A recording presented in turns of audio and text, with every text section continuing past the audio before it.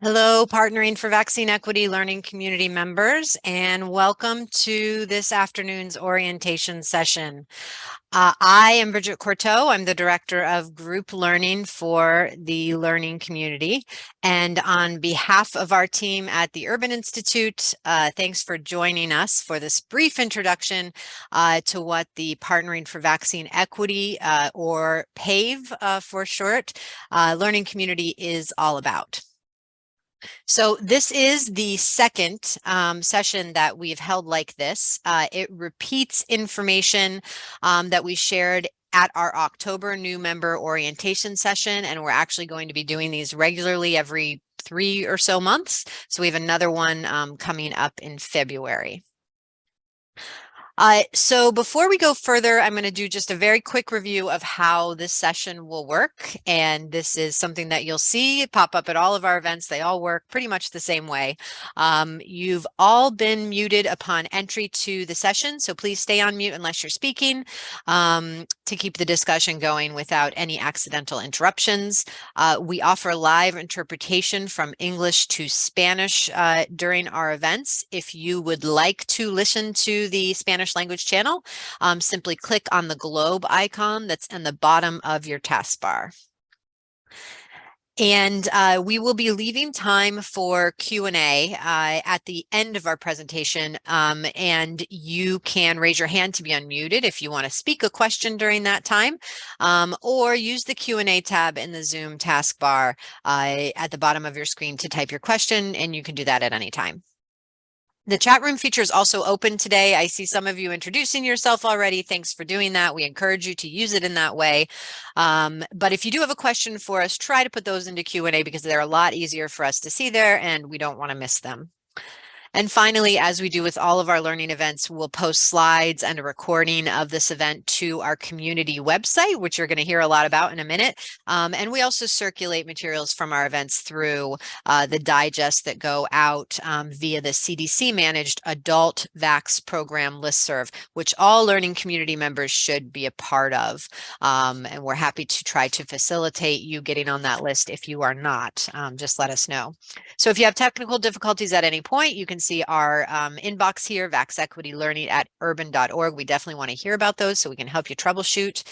So I already introduced myself, and for today's orientation session, I'll be sharing the stage with my group learning teammate and our website community manager, Luis Gallardo. Okay, next, roadmap. Here is just a quick look at how we'll spend the rest of our time together. First, I'm going to do a brief overview of what the learning community is about and what we offer to our members. And then I'm going to hand things over to Luis to review the components of our digital learning community onboarding toolkit. We're going to share a link to that shortly and make sure that you know how to find these materials. And then Luis is also going to do a live demonstration of our learning community website's main features before we end our time with a Q&A session to answer any questions that you might have. Next slide. And one more. Thanks. As learning community manager, our aim is to provide you, the members of our learning community, with the space and the opportunities to connect with each other and with subject matter experts to share your promising practices and strategies that will help you implement your vaccine equity program activities and achieve your own goals around increasing vaccine coverage. And over the course of our project, we're also documenting what works and building a set of resources to support longer-term efforts to improve vaccine equity. Next slide, please. And here's how we're trying to achieve these objectives. So we created and we now manage a website for the learning community. It's a private site. You do need an account to access it. And as I mentioned earlier, Luis is going to share a lot more about that website and its features shortly. So I'm not going to say anything else about it right now. the second bullet here, we also plan and carry out group learning events. So these are virtual events that range from large webinars and panel presentations to smaller group Ask the Expert sessions to more interactive hands-on training workshops. So we offer about 4 events per month on average, and they're typically open to all organizations that get Partnering for Vaccine Equity funding and others working on vaccine equity. So usually our events are open to those beyond just the group of organizations that specifically have PAVE funding, but we are very clear in our announcements about an event whether it has some sort of restriction on who can register, but that's not typically the case. Topics include in our events include addressing misinformation, training trusted messengers, partnering with other organizations in your community to advance your vaccine equity work, and vaccine equity or vaccine science, and a whole lot more. We offer live interpretation into Spanish at all of our large events, and we also record everything and we share the materials from events after the fact on our website. And that includes both our English and our Spanish recordings and any materials, slides, handouts, anything that was shared. We coordinate 3 communities of practice, or COPs, we call them for short, and these are subgroups of learning community members that serve a common priority population. So these groups are driven by their learning community members who form the steering committees, set their own agendas, decide how often and when they want to meet each month, and decide, of course, what they discuss, what they want to work on together. Our team helps with meeting coordination and whatever else the COPs need.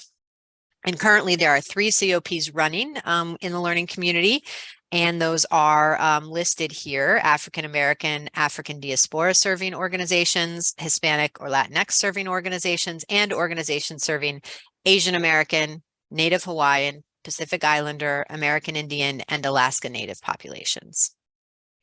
And finally, under what we call our Promising Practices Initiative, we provided grants to and are currently working with 18 learning community members on short-term projects to implement and study a promising practice in the one of 3 areas: either community-based outreach, social media, or hosting vaccine events. So that is a very little look, a brief nutshell of what we do as learning community managers and what you as a new or re-engaged learning community member can expect from us.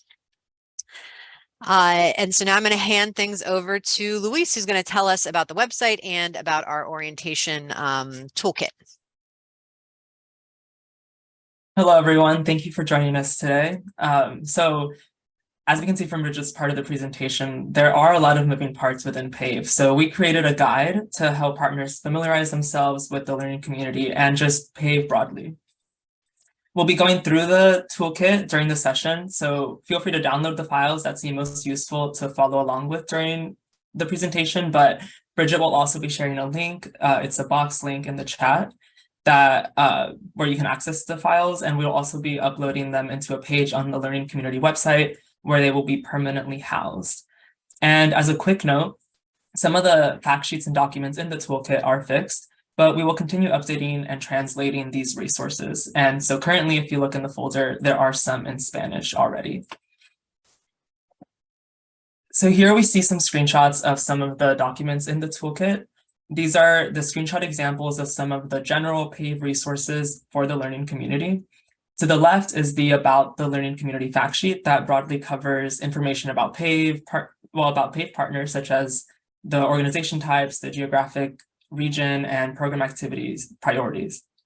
And to the right is a screenshot of the frequently asked questions that covers the learning community website, group learning events, communities of practice, and the Vaccine Resource Hub website as well. And here are some of the screenshot examples of the more learning community specific resources. So to the left is a 2 websites fact sheet that PAVE partners can see, or that illustrates for PAVE partners the key differences between the learning community website and the Vaccine Resource Hub. And on the right is an example of one of the many tutorials in the toolkit. And this toolkit covers some of the site basics, like how to update your profile picture, register for an event, search in the peer directory, and more. Now we're going to take some time to show you a live demo of the learning community site. But first, you need to be able to access the site. So once your account is created, you'll receive an email from info@baxtonresourcehub.org. As you can see, it's highlighted here in the screenshot. You'll follow the link in this email to create your password and complete your account by signing into the learning community.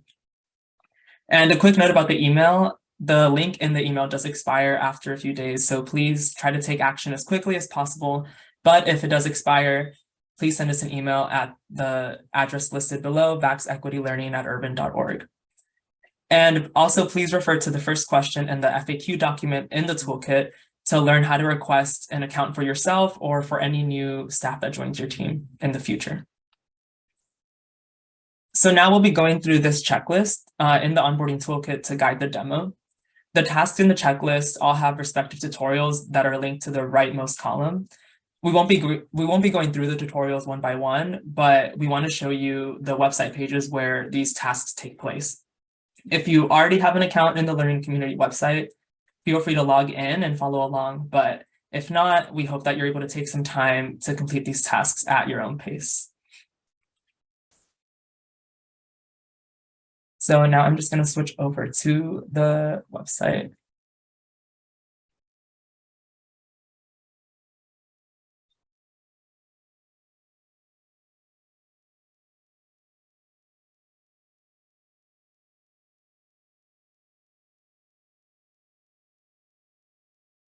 All right, so here's the homepage for the Learning Community website. So the first item on the task list is updating your profile picture. So to do that, you go up here in the top right corner and click profile. And so this is a test account, but my account does have my picture here. So to change it and to upload that, you would click here on actions and then change picture.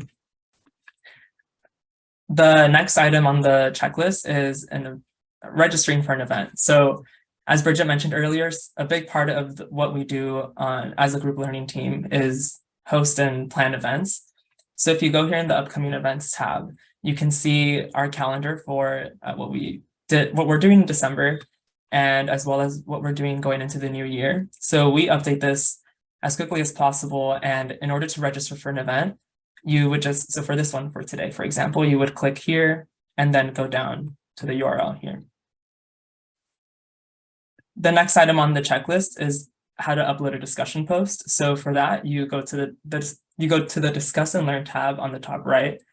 And then here you can see the discussion board feed from what people have previously posted. And to post your own, you would go to Post New Message and then fill in the respective items. So you would select a community and then a subject line and the body of your post. And then you just go here and click Post.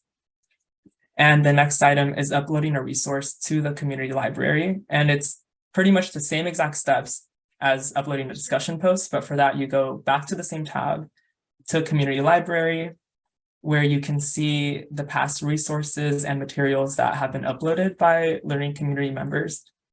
To upload your own, you would go to Create Entry. And just as the discussion board post steps, you would do the same thing, except down here, you select a file type. And then you click Next and Upload. Another cool feature of the site is the peer directory. So here you can search every member that's in the learning community website by either name, organization name, and also by region, so city or state. So let's say I wanted to find Bridget. I can see her here and I can either send her a message or add her as a contact. When you send a message or send a contact request, all of that will go back into your profile. So let's say that I sent Bridget a contact request, that would go into her inbox here. So here's your mail inbox, and then the contact request tab is right here. The next item on the list is also here from your profile page, is how to customize your notification settings. So for that, you go to My Account and Community Notifications. Scroll down here. So there's 3 different options that you have when it comes to how you want to, or the frequency of how you want to receive notifications from the website. So that's real time, meaning that whenever there's any discussion post, you will get an email in real time notifying you that there's been an update on the site.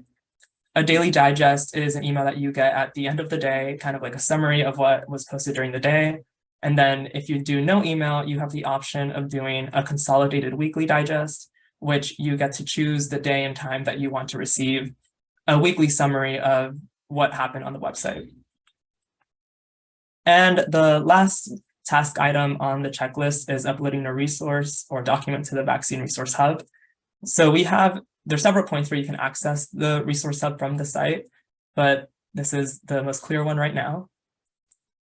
As learning community website members, you do have private access to the site. So I'll just go log in with my account, where you actually have the option to upload a resource.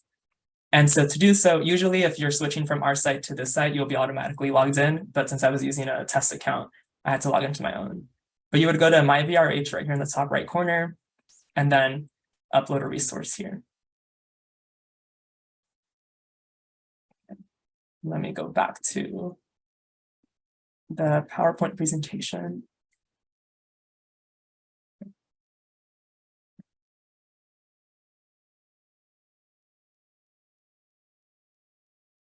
And while Luis is doing that, we encourage you to share resources on this through this venue. If you're comfortable with something you've created for your vaccine equity programs, if you're comfortable with it being shared more broadly and being out in the public eye, this is the best way to do it, is through the Vaccine Resource Hub. It's a publicly accessible website, unlike our website, which is private and for learning community members only.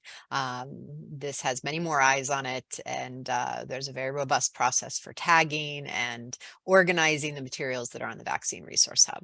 So we encourage you to take this step if you do have materials that you'd like to share out and get out there into the world. Yes, thank you for that, Bridget. And so now we're back here, and just a couple more specifics on the tutorials and on the checklist. So now you can always refer to this checklist to refamiliarize yourself and check off some of these items. The Learning Community website is a very unique site, and I'm also not just saying that because I am the manager for it, but the usefulness depends a lot on how much we as a community all put into it. So whether it be through resources or discussion boards or simply adding a profile photo, the more you engage with the site, the more that we're all able to engage with each other. Of course, there's still a lot that we didn't have time to cover today, but as I mentioned earlier, use these tutorials listed on the checklist to help. And as always, if you ever have any questions, please refer to the FAQ document or send us an email at vaxequitylearning@urban.org. Now we're happy to answer any questions that might have come up either during the session or just overall questions about the learning community or PAVE broadly. So I will go ahead, Luis, because I was taking a look as you were talking. So I think I'm going to leave the third one about kind of getting the account information to log in. Like, how do you get, because you work more in that field, but I can take the first couple. So Tiffany asked if I register for an event, can you share the link with a member of your team to attend to? That is an excellent question. As long as there's nothing in the announcement that would indicate that an event is closed to, if sometimes an event like a workshop might only have 20 seats or something like that open. And in that case, we occasionally will have a message, only one person per organization should sign up, just because we don't want 5 seats of the 20 taken by people from all one organization. But unless there's language like that, typically an event is open. So we always try to be very clear if there's any sort of restrictions on registration. If an event doesn't have any sort of language like that in there, then we're happy to have learning community members share the registration page link and information. What we ask you not to do is share the link that you get after you register over Zoom, because that's your individual link. It has your name associated with it. And what we really want is to have some idea of who each of the individual people attending our events are and the organizations affiliated with them, because that is part of our reporting to the CDC and just monitoring how many people are coming to things, how many unique organizations are involved in the learning community. So we don't mind if you share information about the events, but we prefer that you share the link that takes you to the registration page and not the actual link that you get that's your unique link, if that makes sense. We know it happens because sometimes we'll see 5 people with the exact same name logged into an event. In that case, our guess is someone has shared their unique individual, and so we often we've done some PSAs in the past to try to at least change your name so we know who you are, and can kind of identify you or your organization for tracking purposes. But typically, yeah, we're trying to catch that at the front end. The next question that I see is, will the resource be checked to ensure accuracy? I think this is related to the Vaccine Resource Hub extra information I was sharing as Luis was changing screens. And if I'm interpreting that correctly, the answer is yes. Part of the Vaccine Resource Hub's process when they receive a resource that's been submitted to them is that they're going to be doing a lot of different things. And one of those things is to do an accuracy check to make sure that the information within that resource is accurate. And then they're also looking at things like language, what kind of resource it is, what the topic is, so that they can add tags to make it easy to find. So it's sort of the make it findable and searchable, and also that accuracy piece is a big part of what they're doing. And Luis, do you want to take how can we get the account login and sort of the role of someone's organization in getting that information to them? Yeah, so there are 2 main ways that people will usually get access to the Learning Community website. So one, I'll cover the organization side first. So we receive organization information from the CDC that has the primary and secondary emails for the people at these organizations. And so those emails were created a long time ago, that probably like since the beginning of the program. And over time, of course, what we noticed was there were several staff changes or just updates in general. So we started a Google form that I will share as soon as I stop sharing my screen, because I have to go and find it. But I'll send it in the chat in a few minutes, where you just fill out that form, and I'm the one that reviews it. So I just check the organization name that you fill in and submit through the form on the roster that we get from CDC. And usually it takes me about 3 to 5 business days to approve you. And then you'll get that email that I showed earlier with the screenshot with the link to reset your password.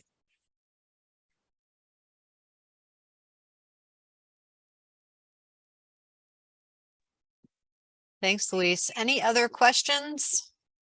We have a few more minutes left before the official end time.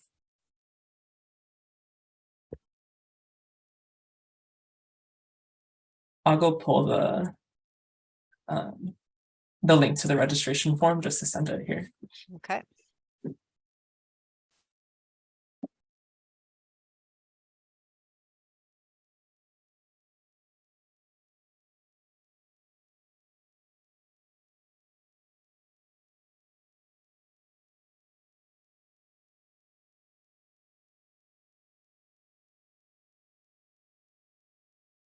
Okay, we'll give it 1 or 2 more, a minute more or so. Certainly there's no reason that we cannot end and let everyone leave a little early. We don't have to keep you if there are no pressing questions. So we do have a few events here, and I can chat these after we share them. I know you cannot click on the registration links in a webinar, but we have another session like this one happening February 1st. Again, it's repeated information, so probably you would not want to go to that, but certainly new team members might want to, or others who have not been to an orientation session yet.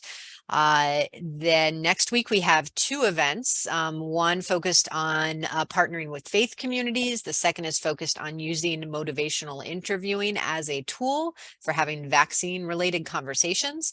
Those are on the 8th and the 9th in the afternoons. And then we also have a celebratory themed event happening in the middle of the month on the 14th, and that is for PAVE funded organizations only. This is one of those cases where we try to be very clear.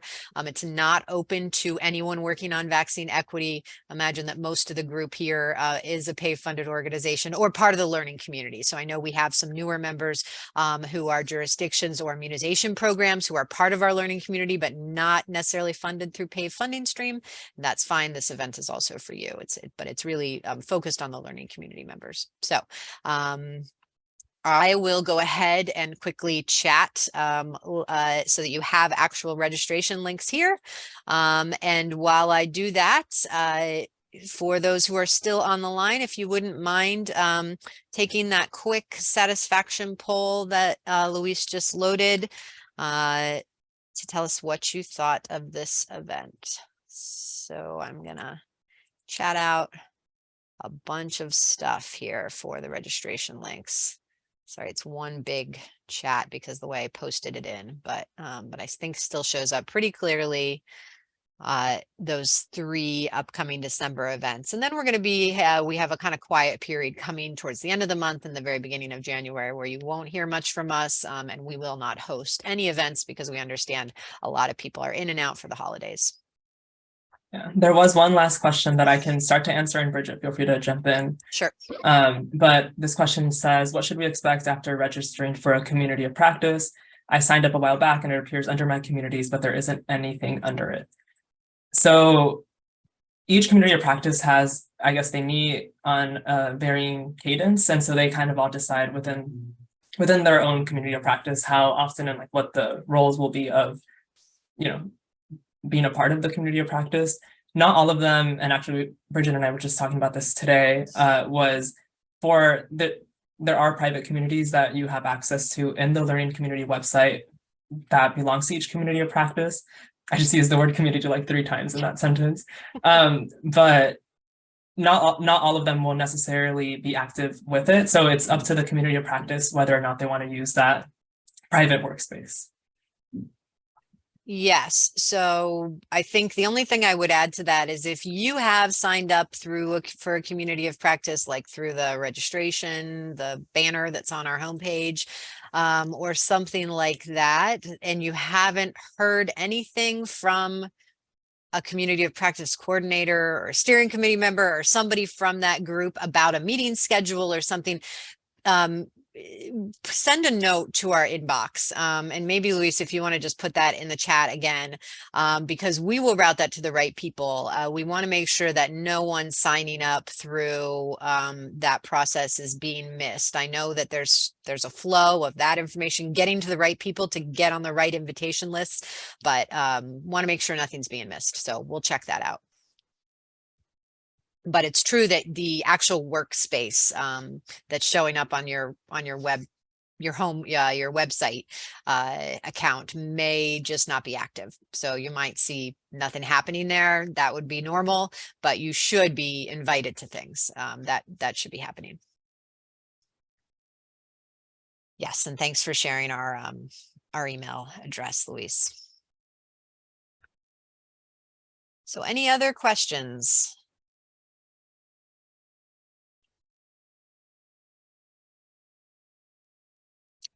All right, well, seeing as how we are at the 1:30 mark and we try to keep these to 30 minutes, thank you all for coming to the session, and certainly you can use this email inbox for any question related to the things that we've discussed. So we have an open door, and hopefully we will see you at an upcoming event. Thanks for joining us.